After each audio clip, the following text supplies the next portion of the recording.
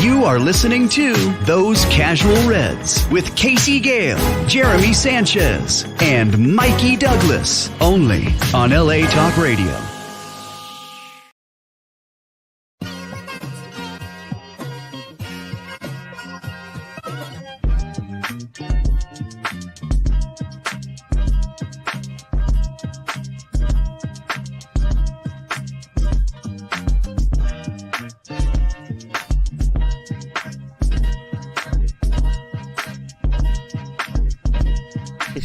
So you know the deal. It's time for Those Casual Reds with Casey Gale on LA Talk Radio.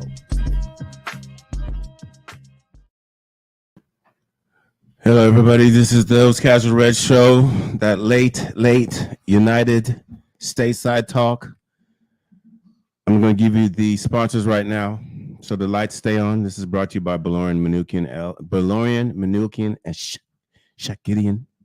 BMS is what they're called, one of the finest law firms in Southern California with a 98% success rate. They specialize in PI, wrongful firing, wrongful death, bumper things, Uber things, but don't kill man things. Ask for 𝗕𝗁𝙍𝙀, Shushan, David, Ani. There's a full staff of paralegals. Get that free consultation. Call them at 747-444-444-44. Tell them you heard it on Those Casual Reds. They'll give you a little discount, and you might see me in the lobby doing security and things. I'll get you up there with that crisp parking. Once again, 747-444-4444. It's time to start the show. Those Casual Reds show. Here we go on LA Talk Radio. Yeah, welcome in, Sean. What's up, Sean from Pittsburgh? I'm tripping. I'm in the driver's seat today. Casey's like, yeah, it's all good. It's all good. Welcome down. We got our now. You look good in that seat. Yeah, man. Thank you. I'm trying to reel all these guys in right here. So, like I said, we got Sean from Pittsburgh United. We got over here Casey, Cheese. Wagwan. Over here joining us on the studio today, Sinatra the Red. Hey, just like Casey Mr. said. Pop it off. Yeah, exactly. Listen, we all know if we see you in the lobby of the law firm that it's not doing security things. Let's be real, man. I don't know that what might you be mean by that. That might be a red flag, right? You see Casey greeting you at front of the building at a law firm. Yeah, if you see Casey, they're definitely doing killman things. Yeah. Anyways, welcome to another episode of Those Casual Reds. As you guys see it, is it the beginning of the end for Eric Ten Hag? I'll read the comments this time. Oh boy. This is a therapy session, as I would like to say. A therapy session for all United fans all over the world, all over the globe. This is a safe space for anyone to vent, give out your thoughts, opinions, and just your, dislike or like for the team. So let's get it started. I know you guys talked this about yesterday, right? With Casey and Sean. Let's do some quick updates injury-wise. It's come out that Mason Mount will be good to go to play. 𝗕𝗁𝙍𝙀 is fine. His injury is not lingering. He'll be able to play. But there's some concerns about Diego Dalot. They're saying he's playing with a knock. So we might have to do some tinkering with that. So that's the latest news on the injury front. If anyone was concerned about injuries, Mason Mount will be fine. Kobe will be fine. And Dalot will be playing with a knock. So sorry about that. I just want to get everybody Thank you for the update. We're very glad to get the latest updates here on Those Casual Reds, courtesy via KCD Red. And just to get back a little bit on the game, we understand Casey, Sean gave some of their points last night, some of the disgruntledness, and we tried to get Cheese on a Sunday, but it looked like he was mad, big boy mad on Sunday. He did not want to discuss anything in regards to the game. So to begin this show, let's breathe in, breathe out. Woosah. And let's let Cheese take the floor and let us know what your thoughts were about Sunday. Big up the man them. Big up. A process, the twatting that we received over the weekend, very disappointing. Because legitimately, Spurs fans trying to look at me with a straight face and tell me that they're a big side I'm just like, you don't even believe what you're saying. Like, you don't even believe the words coming out of your mouth right now. But anyway, here's where I'm at, Zine. I understand that the Glazers are still in charge. So we're going to be in problems. Like, I'm accepting that. Just reeling it back in. 2, Eric Ten Hag running a circus. Once you understand that, everything else will fall in place. So I'm in a good place. He's running a circus. We have clowns running up and down the pitch. Let's see what happens. We have Porto next. Let's go, boys. Let's go. Porto, Here we go. So what a difference a day makes. Barnum and Bailey, Ringley brothers. Let's go, Manchester. It seems like your sentiment on this question we posted here for this show is a little bit more on the positive side. And we're going to get your take a little bit later on that. So it sounds like you're saying, sorry, Jeremy, you're saying it's a player issue. Oh, no. Okay. Okay. I'm not saying it's. I'm saying it's both. And we'll save that for a little later on in the show. We'll save that a little on the show. Let's get Sinatra's take. I know we got a little bit of that fresh take on Sunday. Now we had a day or two, just kind of like let that marinate. Oh, it's not good. It's not good when it marinates for me. Oh, okay. You know how it is. You know how it is. Now, the first thing I want to talk about, we haven't even brought it up yet, is Bruno. You know, red card rescinded. Mm-hmm. Like it was nothing. Thing. That's another thing. Like I it was nothing. Yeah, like our bad. Oops. And you know, when I saw it live, I thought he was being a little silly because, you know, he wasn't in a position to make the tackle. I don't care if he slipped it out. He wasn't in a position to make the tackle. And we know how James Madison does it. You know, he's going to flop over like a dead fish if the wind blows too hard on him. And so it is what it is. But the fact that the VAR, the cowards in the VAR booth, the English officials that won't call the others out. There's a culture in the PMGOL or whatever it is, PGMLL, that they it's like the police, man. They're covering each other. Is there like a thin blue line they've got of there's no accountability because they don't want to make each other look bad. So the guy running the VAR doesn't have the stones to look at your man in the middle and say, listen, like you've made a mistake.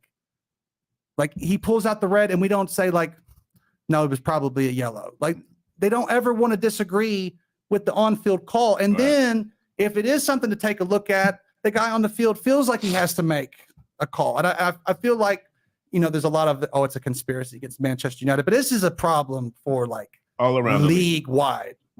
As far as what we saw from Manchester United on Sunday. Yeah. It was rough. It was rough. Only because when I was on here last time and it was Liverpool, that was rough. That was rough. That was rough also, but at least you could say in that match, we gave that away. Like the goals they scored, we gave that to them. Right.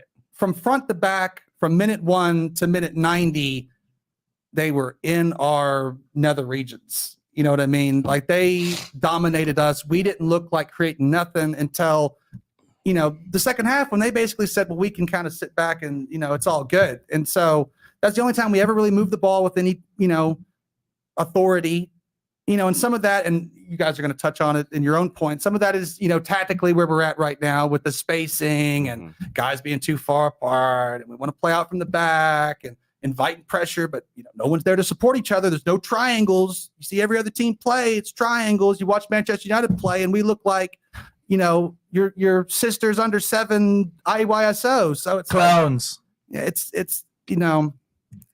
Do I think they're going to sack Ten Hag? Oh, let's save that. Let's save that for a little later, okay? Okay, but you know, he's not helping himself. I agree. I personally think our number one problem lies on the training pitch. Whatever we're doing behind the scenes in Carrollton is not working because it's the same mistakes every week. It's non-contact injuries. It's guys looking lethargic. What are we doing on the pitch? And some of this is because like we're not doing sports science like all these other teams have been doing for 2 decades now, and we're still, you know, with the bucket and the sponge and the magic spray. There's levels. Like when they had Mike Tyson with the rubber ball. Exactly. It's so, you know, some of it is we're way behind the times. Like we're Flintstone Stone Age compared to where the other teams have, you know, been allowed to get. And so some of it is that all has to come together. But We got to get some cutting edge out there. But as fans, our patience is wearing thin, and the reason why it's Manchester United, they're always going to slag us off in the media, but it hurts us so badly because it's 10 years of it, 12 years of it now of underachieving, false dawns, false hopes, false promises, and we're all so traumatized from that. We're like, man, if he loses a couple more games, he's sacked. But in retrospect, I don't think that's reality right now. But you guys move on. That's my piece for now. So you showed some growth since the weekend. Yeah, exactly. See how you let that loss. I'm impressed. Let some of that just kind of sit because there. you was about to kill people on the weekend. It's because my gaskets are all blown at this point. We're all blown. Am I happy about where we're at? No. But do I hope that by Christmas time we'll figure it out? Yes. Because to your point, there are good players out there. Sometimes you look at them and you go, wow, it's a lot of crap. Like, these are crap. What are, like Rooney showing up 16 years old at Everton. Oh, these are crap.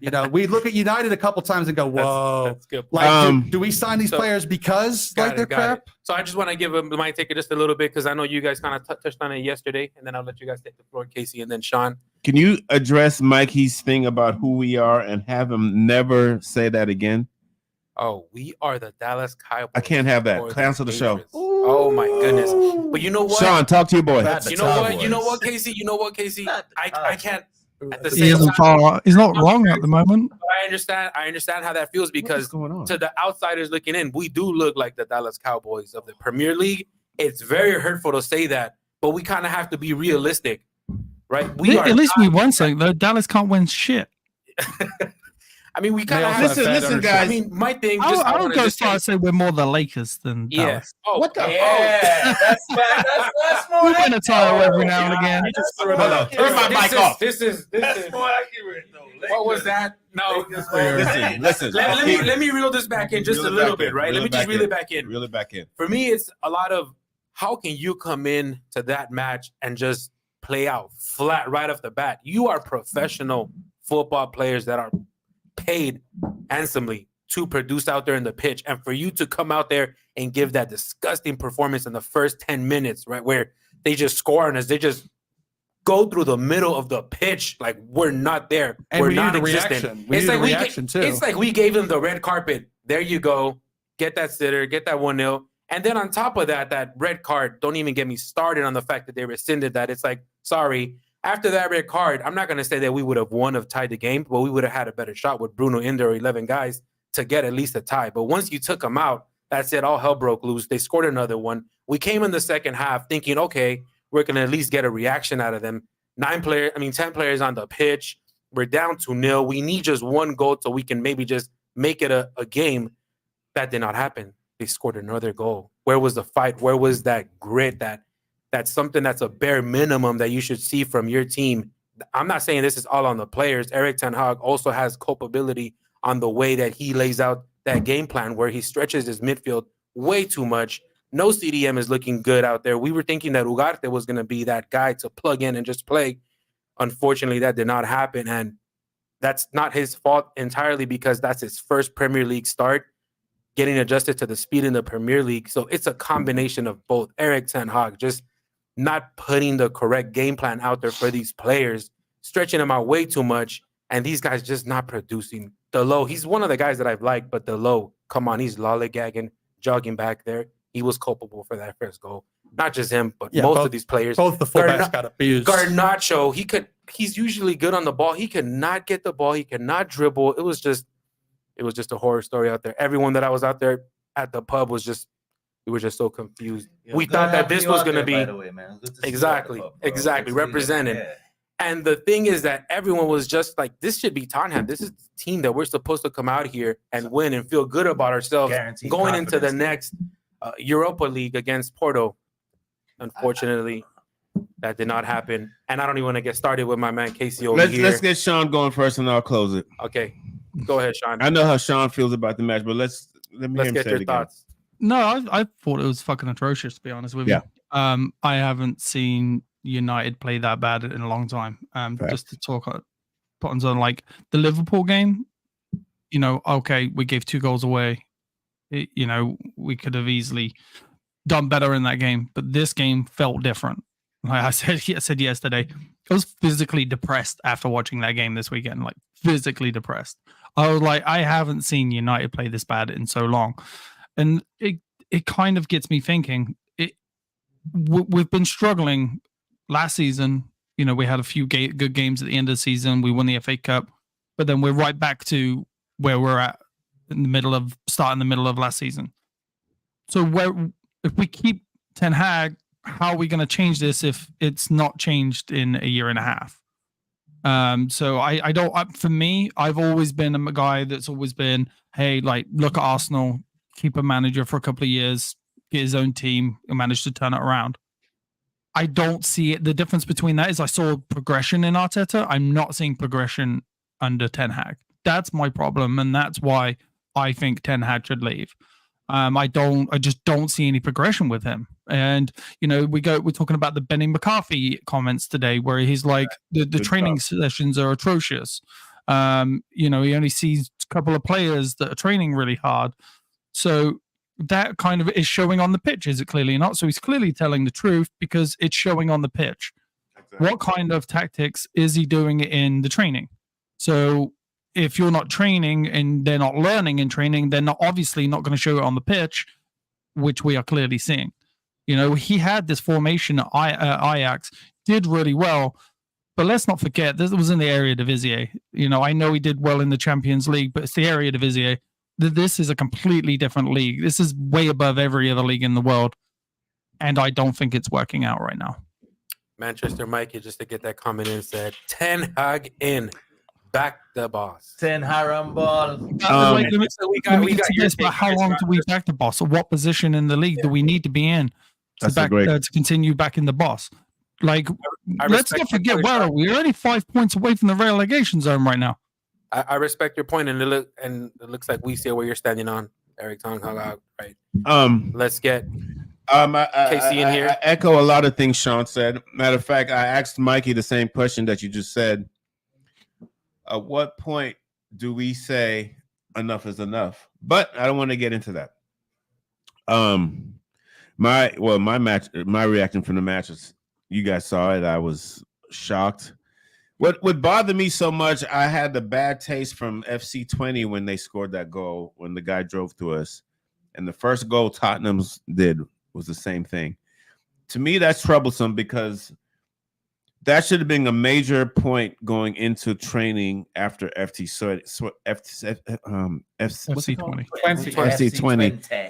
That should have been a major coaching point where the coaches should have been like, we can never give up a goal like that again. Where someone drives through us. Get a card, get stuck. Don't let that happen again. And for that to be the first goal that happened from Tottenham in each half, that I felt like that was very deflating. The 𝗵𝗴𝗍𝙀 comments today were very eye-opening. I think it opened our eyes up to what's going on in training. I don't think it was a flattering article for Erik ten Hag. The only thing he said good about Erik ten Hag was he's tactically on top. Yep. And then he said, but he doesn't have fire or passion. No spine. So when Sean and I last night were saying, before this article, we were saying maybe this team is a reflection of him because he shows no fire or passion on the sideline. He just stands there. Deer in headlights. At the pub, everybody was saying, this team doesn't talk to each other. Well, when you watch Erik ten Hag, he doesn't talk to them. Every gaffer that we play against, they're out there and getting their guys G'd up. The 𝗵𝗴𝗍𝙀 thing did not help Erik ten Hag. Learning about the practice sessions did not help Erik ten Hag. He even said that, he was allowing, Cristiano was hurt because he works harder than everybody in training, and Ten Hag wouldn't play him. So it's a weird deal. I want to see Erik ten Hag finish this stuff out, but I don't think he has the capabilities to do it. Now, I'm not saying Erik ten Hag should be. I'm not Erik ten, as Mikey says. I'm on the fence because I'm waiting to see that spark.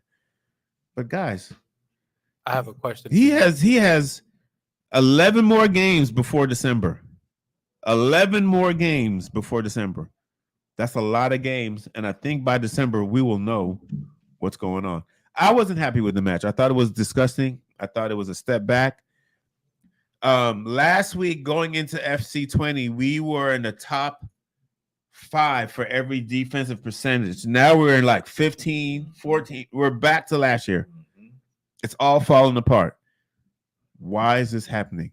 I have a question for you, because you mentioned something that for you was a big thing. The fact that on 20, that one guy just went up and down their pitch, just scored. The same thing happened at Tottenham. You as a player that used to play, right, different sport, but same thing. You used to play at that high level. Would you say that was more of a physical or a mental error on the players? It's a mental error. Mental error. It's not even a mental error. A mental or a physical error by a coach? Oh, mental. I mean, when you have guys completely checking out, not playing with, when guys are making mistakes like that, it's either they're thinking too much or they're not ready. And I think it's a combination of both. I think the tactics are too complicated. He needs to simplify it, make his guy play with a little bit more freedom. Don't go out there because nothing looks right. Sinatra said it. The triangle, where is it? The spacing is all wrong. Today they had an article of all the defensive, the center mids who've played for Erik ten Hag, and they've all struggled. Ugarte, he's not even using him to his abilities. Ugarte, he looks crazy. That sounds like Casemiro right now, making Casemiro look and then remember there's rumors where players were saying the man's playing me out of Casemiro was upset because he said the man is not helping me play better. Manchester Mikey, just to get in here really quick, Manchester Mikey. But that's my opinion. Ten Hag said he wants to be FC20 chairman before the match. Says he dreams about it with the eyeballs. Fence Rider FC. I don't know what that means about him saying he wants to be the chairman of FC20 before a match. He had no intentions of winning that game. That's what he's saying right there. He didn't want to win that game from the jump. That's everybody. That's how I feel about it. So since we're getting into that right now, that conversation is going towards this is 2 losses, ugly losses. Not just that, but the fact that we were when he first came in, well, we it was got a top draw 4. and a loss, but it feels like a loss. It felt like a loss. First year he was here, we got top 4. Last year, 8th. This year. And let me be clear for everything. That Bruno red card, we were playing like shit before that happened. Absolutely. Let's speak absolutely. Okay, go ahead. I'm sorry. And now it looks like we're even regressing even more so than the first season he was here. The first season I was here, I would argue he was playing just to get results. It wasn't really about him trying to bring in a structure or a system. We are literally about to pull last season Chelsea. We're about to be last season Chelsea, just like dog shit, and then like try to pull it out in the end. And I mean, last season you can argue he was trying to build a structure. First season with, when he's getting his players now. I mean, second season, and we regressed some. We didn't get top 4. Now this season, does it feel like we're regressing even further from last season? And what are your thoughts on that? And when it comes to Erik ten Hag, really quick, go ahead. Because remember, I'm treating it like a professor. This is school. What are we? 8 exams in all competitions? Because 6 Premier League games, 1 Carabao, and 1 Europa. Yeah, 8 games total. The man is an F for me. It's a failing grade for me right now. But after 8 games, like that's 7-0. Let's not forget, we barely won the first game. Yeah. Like if it wasn't for Ozerski, like sticking his foot out, we would have lost that game too. Yep. So it's we would have drew the game, but all competitions. Like I'm giving that man an F. Like I'm giving you an F for everything that I've seen collectively. Like an F. Big up Ahmad. Big up Garnacho. Big up Kobe. Big up Onana. Delete as well. And you're new to the thing. And Mazwari still our player pickup of the season. Still, I know you had a shit game against Spurs too, but like they all did. But yeah, it's an F for me for the season. That's an F. 8 games, F grade. Sinatra, let's go to you. I think we got to remember what Ragnick said 3 years ago. It's open heart surgery.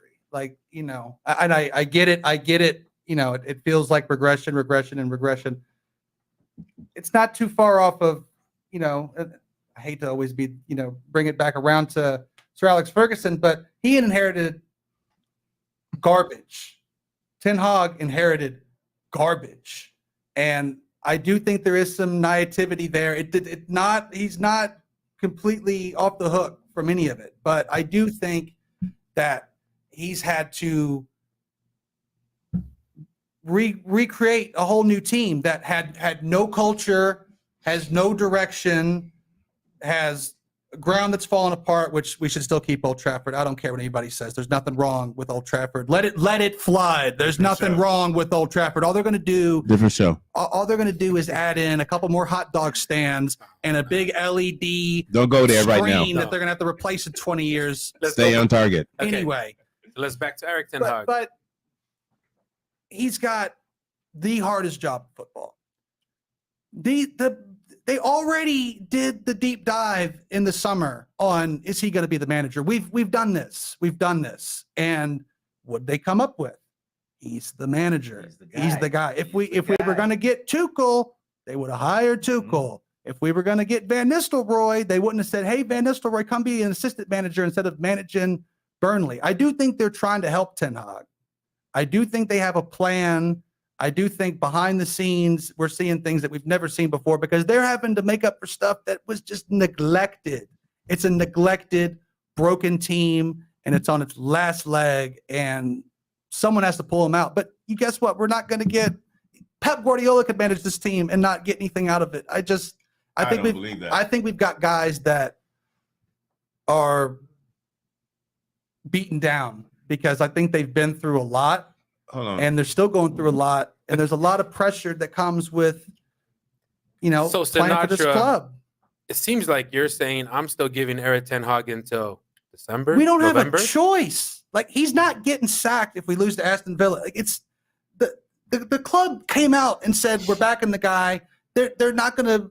The Glazers have no problem making an ass out of himself and saying we love this guy, and then going and talking to somebody else behind his back. Like, they have no problem. Who's there now? Ineos? I don't think they're going to do Erik like that. Like, I don't feel like they want to run a proper football club. I feel like they want to run a proper, yeah, exactly. Like, doing this Chelsea kangaroo court BS is not Man United. Changing the manager every 5 minutes because we don't like the football and it's not going well is not going to help us. But there needs to be a lot of things that have to change. But we may finish 11th, and I feel like when they're coming out saying we want to win the league in 2028, they're planning on the next couple of years. It's, they're building from now. We're thinking we've been building for 2 years with Ten Hag, but that doesn't count because that's Glazers. We're building from now. So forget anything else that's happened before. We're building from today. Got it. Thank you for that, Sinatra. And just to mention some of these comments, Manchester Mikey is clarifying that was a direct quote. I believe he's meaning about Erik ten Hag in his quotes about 20. Then he said, this is to your Sinatra. Has Sinatra been to Old Trafford? LMFAO, because ain't no way. All right. So we did get Sean's take a little bit on his take on the game about where he's at on Erik ten Hag. So I'm going to let you take the floor now on that. Yeah. One small problem where I have with what you said is only two of the players that start against Tottenham were there before him. Only two of those players, Rashford and Ďalo. That's the only two players that were on that pitch that are not Ten Hag signings. Like, I get the youth academy, Mainu and Garnacho, but they weren't there at Solskjaer either. So 9 of those players were there. Like, so my problem is these are the players he wanted. These are the players that played with him under Ajax. How many's he got now? 4 that were at Ajax that know his system. So but the problem was the back line were just as atrocious, and they know how to play together. They know his system. I know De Ligt and Martinez haven't played much together at all, but they still played his system under Ajax. That's my only small problem with that one is, or he's got what he wants now. And like I said before, with the Arsenal thing is they finished 8th, they finished 8th, they finished 5th, they finished 3rd. We finished 3rd, we finished 8th. I ain't seeing us finishing in the top 5 this year. Not right now. So we're doing the opposite of what Arsenal did. Like, the only way Ten Hag keeps his job, for me personally, beyond Villa, is if we don't get beat 4-0 in both of those games. If we get actually hammered and we play like we did against Tottenham, I think he is seriously in danger. I think if he shows more fight and passion, and the team does in the next 2 games, say we lose 2-1 in both of the games or 1-0, I think he keeps his job. But if we get blown out and we play a disastrous game like we did against Tottenham, I think then the board might go, okay, it might be time to change this. But that's my only small issue, is like literally 90%, 95% of the team is his team. So, and a lot of these players have played under his system. And would you say that he's actually building some type of structure or foundation with this team? Well, yeah, I would say I see the foundation. I see the system that he wants to play. Remember, 3 of the back 5 know his system. 3 of the back 4 know his system. They know how he wants to play. I think one of the issues with is Ugarte. I don't think he wanted. Casey touched on this last night. I don't think he wanted Ugarte. I think he wanted to keep Scott over Ugarte. So, bringing him in the 70th minute and saying he's not fit when he just played all those games for Uruguay is a problem for me, because now Ugarte is behind, learning the system. So, I don't see anything on the pitch. That's my problem. I don't see any direction on the pitch. You touched on it earlier, the diamond. Every other team is playing this diamond situation, but United are not, and they're just all over the place. It doesn't matter if Cass is in there. It doesn't matter if Eriksen is in there. Ugarte's in there. That midfield looks fucking open. Like, I maybe change the system. Maybe change the 4-3-1. Maybe change that. We're not scoring goals. It's got to be. Yeah. That is one of my biggest things, that game, the midfield was almost non-existent. Yeah. There was no connectivity from the defenders to the offense to have that game flow. It was just the defenders just... I think Bruno's the wrong... Yeah, I think Bruno's the wrong captain. Oh, wow. That's a hot take. Okay, I respect that. I think the captain should come from the back line. I think this team, the captaincy should come from the back line.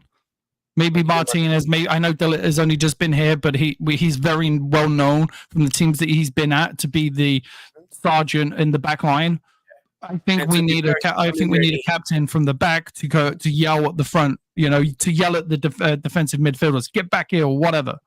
Bruno settled in the Premier League so far. I think the pressure's getting to Bruno. Look what he's done since he's become captain. He turned into Harry Maguire. Yeah. So give it to somebody like Martinez, who I feel could handle the pressure. Yeah, my goodness.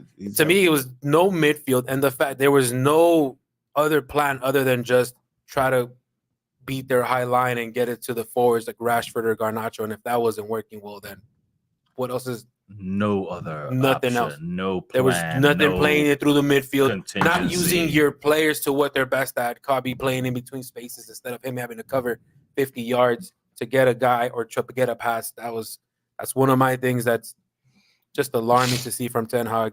Get in this, Casey. I think with his man management skills right now, basically he has played everybody out of form. Ahmad's not in form right now. You would say Rashford's not in form right now. Who is in form? Well, that's what I'm saying. Remember Onana? Onana? Garnacho?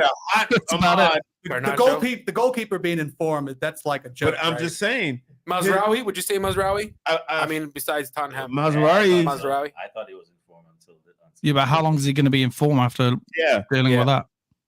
The Lowe's playing with a knock. So what's happened here? He's put guys in situations where they've played under stress. They have not been successful. They have not been confident. They've been in. We still don't have a full team either. We're missing a left back. We're playing Delo at left back. That's the one position we're struggling at. But a lot of positions we're struggling at. Every other position where we got backups. Right, so let me get this right. We're struggling at left back. Mazraoui has played at left back at Bayern. He played there at Ajax, but we continue to put Delo at left back. Why? Why can't Delo go to his natural position at right back and play Mazraoui at left? Come on, I'm not a manager and I can figure that one out. He's clearly played left back at all of the other clubs he's played at, but no, you want to put Delo at left back, where he clearly can't handle the position. Is he just stubborn to a fault? It's a bit of it. I feel it's deeper than that. I feel someone told me today, and I forgot who it was, and they said, "Oh, Beto." He says he doesn't think Ten Hag is under pressure, so we should wait it out. I think he's on tremendous pressure. Oh, was it the quote that Barada said about the 2028 and the winning the English Premier League because of the I can't remember what his response. So because of that, 2028, that's what they're looking forward to. That.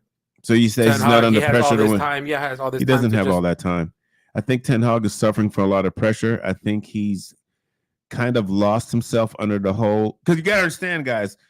Before the FA Cup victory, it was Eric Ten Hag out. It was Eric Ten Hag. And like I said to Sean last night, all that good vibes from that FA Cup is gone. Because now, what did we wake up today? There's coaching. Ineos is thinking about getting coaches. And I know we shouldn't rely on what the media is saying, but every topic, every journal, except the leaks are back. The leaks are back. I forgot that. The leaks are back. Laurie Whitwell and Andy Minton are the only guys who weren't saying Eric Ten Hag, there's going to be he should lose his job. Every other media outlet was on it. And I'm not saying that matters, but that stirs up the masses. Now we got the masses are always stirred up when you talk about Man United. But I'm saying he's under pressure. He's under pressure no matter what. It's that's my whole point. Is it's nonstop when you're the manager, like when you're that manager. When you have performances like Tottenham, you're not helping yourself. I get that, but the whole point is, when we're talking about when these players come in, they know his system. They don't know Manchester United. Like Ajax is not Manchester United. There's a whole other level. Like what we're missing at this club is the culture that we had before. Oh, and it's Jesus all gone. Christ. It's all gone, and that's not going to happen. That's not coming tomorrow. Back. We're not getting that back. You know what I mean? I think we take for granted what we had. That shit is special. You can't just recreate that. Well, it's never going to be like that again. We have to understand that we're not going to win, 13 Premier Leagues in 20 years. Like that kind of stuff is gone. But being a competitive team, I don't know. City might do it in the. City? Oh, we know how they do it. I don't even want to get into that. What? If we had the structure like City had, and because we wouldn't need to have shell corporations and all that stuff to do what City's done. If we had proper football people from the day Sir Alex Ferguson left and quit just doing little quick fixes, going, okay, David Moyes didn't work out. Okay, Van Gaal, we didn't like him. Oh, Jose Mourinho, he'll win a couple of trophies and get us kicked off. That's been the mentality for years. Let me ask you a question. What's stopping Eric Ten Hag for having his culture right now?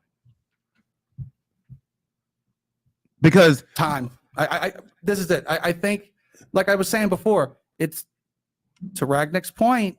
Yeah, but open heart surgery. I don't think he can come in.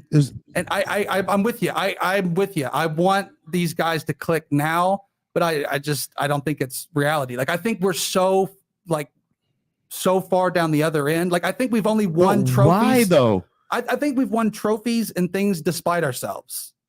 Let me ask you this in a different way. Like that's what I mean by false dawns and false hopes. We're looking at we won the FA Cup. Like we have something to kick on about. Like that. All the players who are on this squad right now, I think there's only 2 that haven't at least been with him for 2 years or longer. Zersky and Ugarte.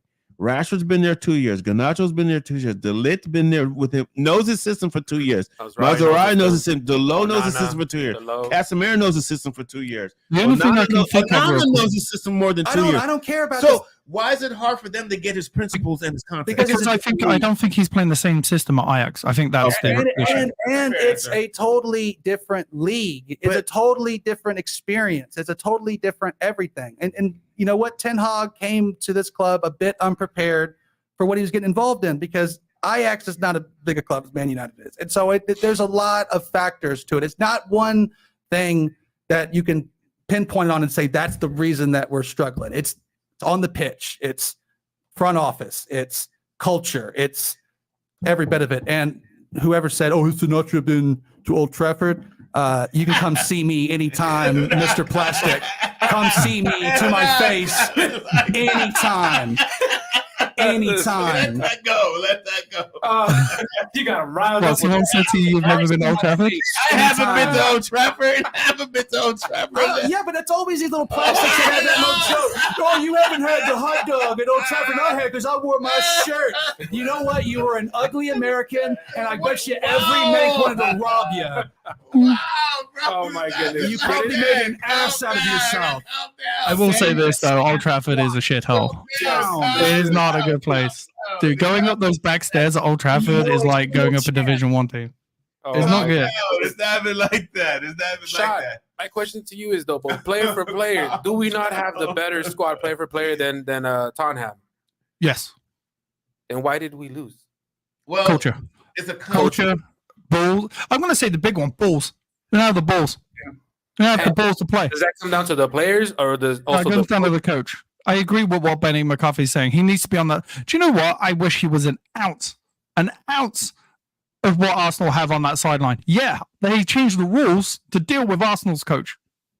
Get some fucking balls and start yelling at your players on the side of the field. Because when you do that, it's showing the players that you give a shit. Then it gives, oh, I see the fans see that the coach gives a shit. When you're standing there with your hands in your pockets in the pouring rain and you look like you have not a clue that what is going on, and then you make substitutions and it goes, oh, well, he clearly doesn't know what's going on the field.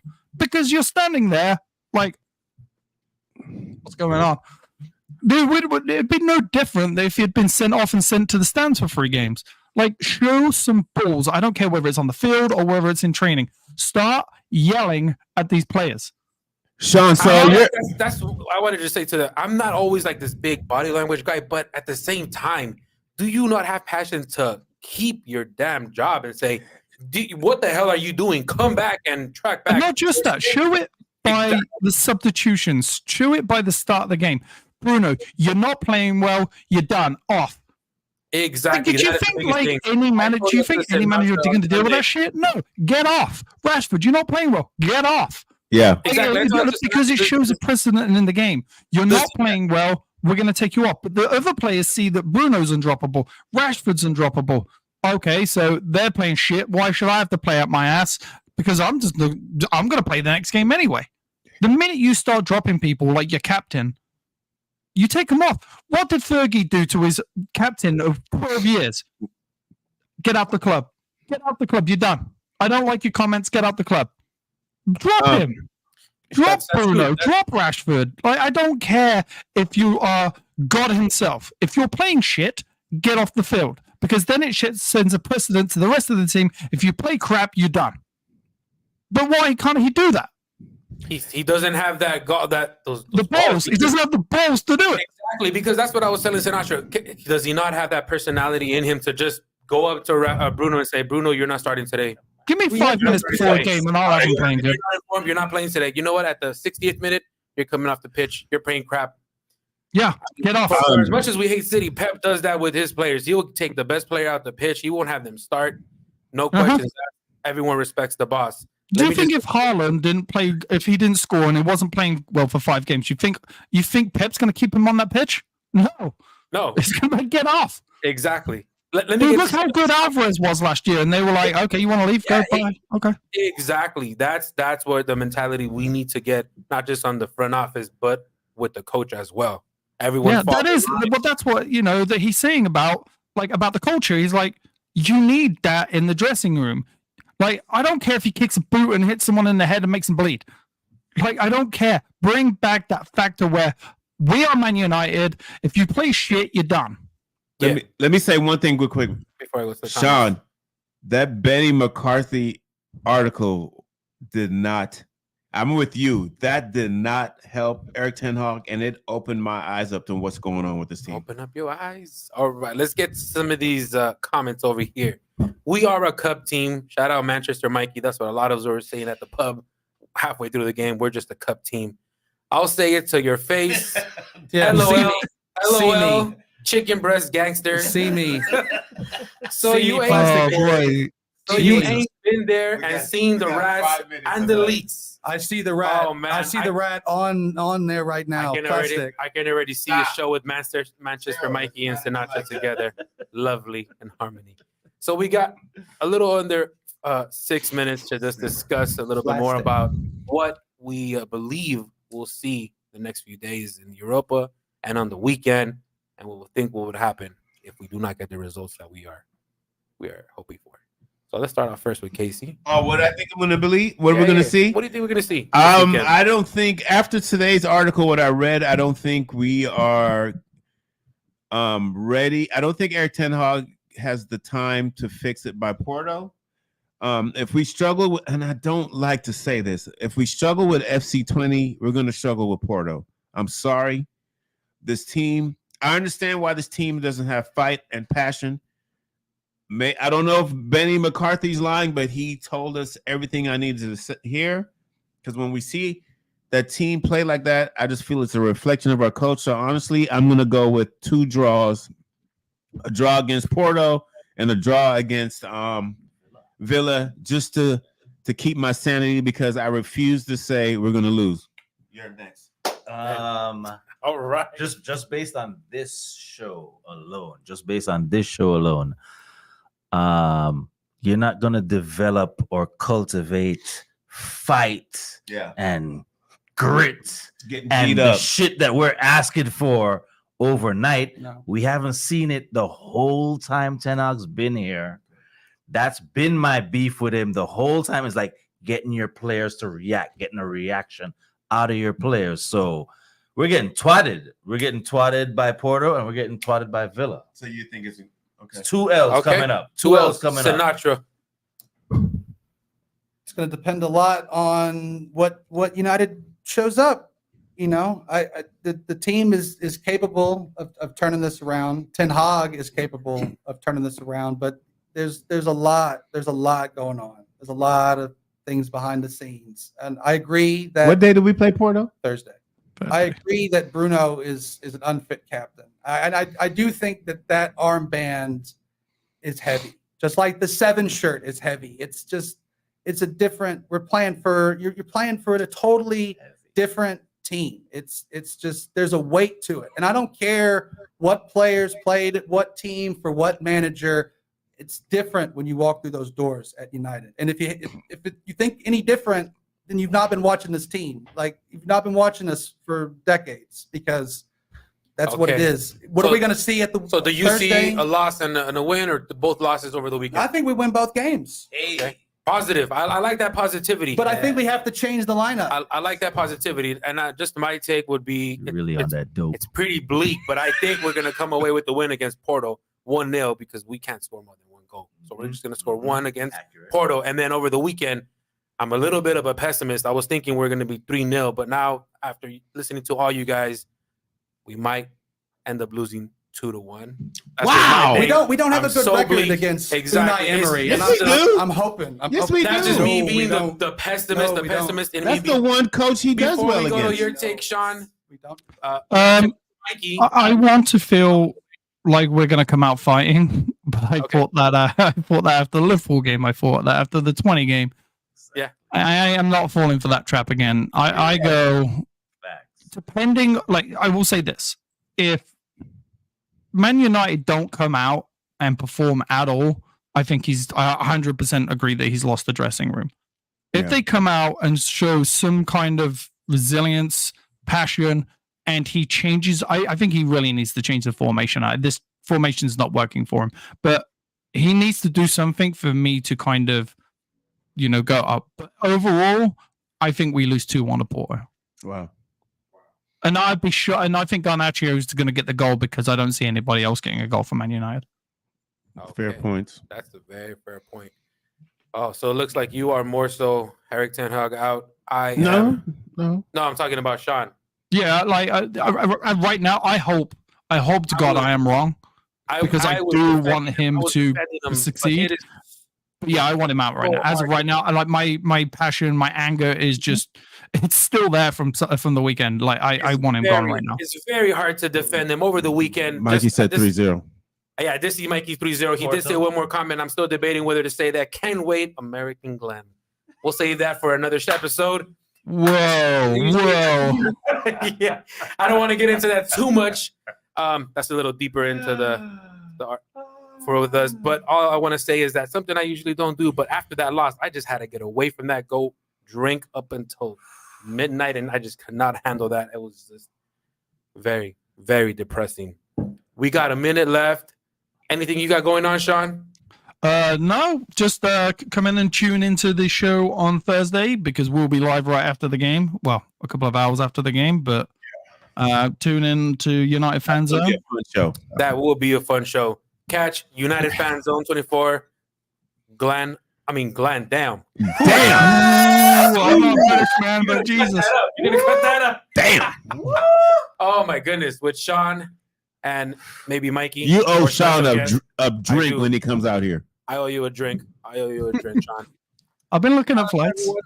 It's been a great show. Sinatra, thank you being part. Oh my God. I love the show. Yeah. Thank you, Sinatra, for joining us. As always, Cheese, Casey. It's been another episode of Shout out to LA Talk Radio, United Fan Zone 24, LA Reds, Pittsburgh Reds, Atlanta Reds. Well, maybe not Atlanta. Sean, Mikey, congratulations to Mikey. Yeah, right before. Congratulations, Mikey. Congrats. Big Varsity congrats. sucks. The All right. Georgia Bulldogs suck. The Yellow Jackets suck. All right. The Hawks suck. And the Braves suck. Last but not least, That's some fun, man. meninblazers.com /best vote. bars. Go vote for O'Brien's Irish right. Pub. That's Best been another episode soccer of the bar in Reds. America. You are listening to Those Casual Reds with Casey Gale, Jeremy Sanchez, and Mikey Douglas, only on LA Talk Radio.